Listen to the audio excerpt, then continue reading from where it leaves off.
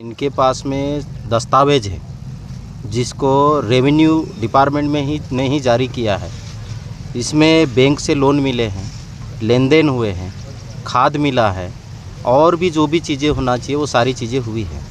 लेकिन अब जब ये B1 खसरा निकालने जाते हैं तो वहाँ रिकॉर्ड नहीं दिखाया जाता है और इसके आधार पे सरकार ने जो दगड़ खेड़ी है उस ज़मीन को सरकारी डिक्लेयर कर दिया है और उस पर किसी योजना के तहत किसी उद्योग को लगाने के लिए अलाट करने की बात चल रही है। तो हमारा ये कहना है कि जो रिकॉर्ड जारी किए क्या वो गलत है?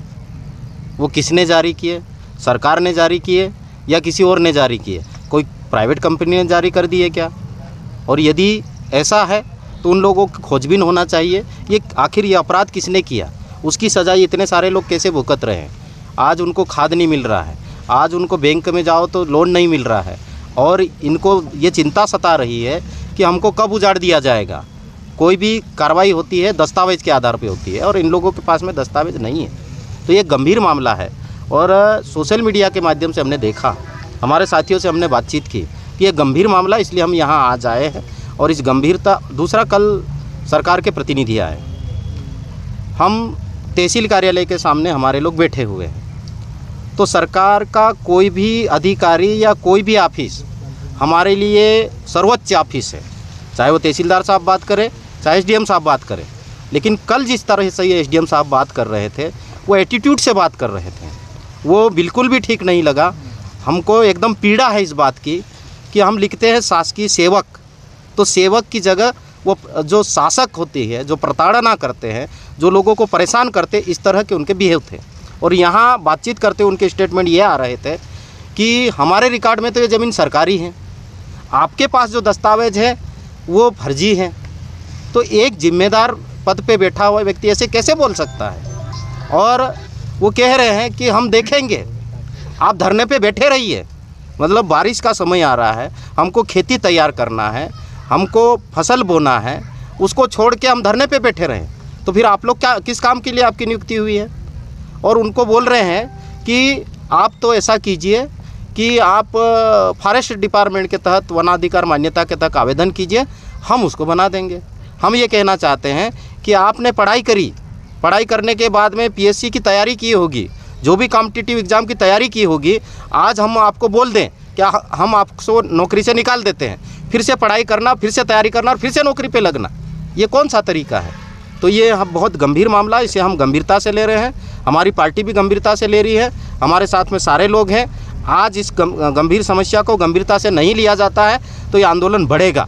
हम भोपाल भी बात करेंगे, हम दिल्ली भी बात करेंगे और पूरे प्रदेश में, पूरे देश में बात करेंगे कि आदिवासियों के साथ में खिलवाड़ करना बंद करो, आदिवासियों को उजाड़ना बंद करो। और उन लोगों को ऐसा मत समझिए कि ये लोग फालतू हैं, कि इनको कुछ समझ नहीं आती है। हमको सबसे ज़्यादा समझ है, दुनिया में सबसे ज़्यादा यदि समझ है तो हम आदिवासियों को है। लेकिन हमारे साथ में इस तरह से अन्याय अत्याचार करोगे तो हमारे जैसे लोग बर्दाश्त नहीं करेंगे।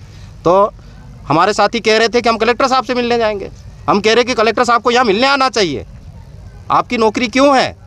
आपका काम है जनता की सेवा करना, जनता की जो समस्या उसका समाधान करना। लेकिन आप ऑफिस में बैठे हैं, AC में बैठे, कूलर में बैठे हैं, हमारी बात को सुनने के लिए तैयार नहीं है। तो ये बहुत गंभीर बात है। और ये एक व्यक्ति की बात होती तो हम समझते हैं, पूरे गांव की बात है। और इतना ही नहीं है, ये रिकॉर्डों में हेरा फेरी, ये B1 खसरा यहाँ दिखना, फिजिकली कहीं और दिखना, ये पूरे प्रदेश में इस तरह का मामला है। तो इस तरह के दुरुस्तीकरण क्यों नहीं किया जाना चाहिए?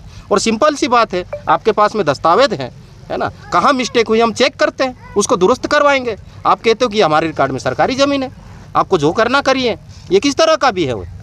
तो हम पूरी उनकी कल SDM साहब की भर्त्सना करते हैं और कलेक्टर महोदय से मांग करते हैं कि इस SDM के खिलाफ कार्रवाई होना चाहिए।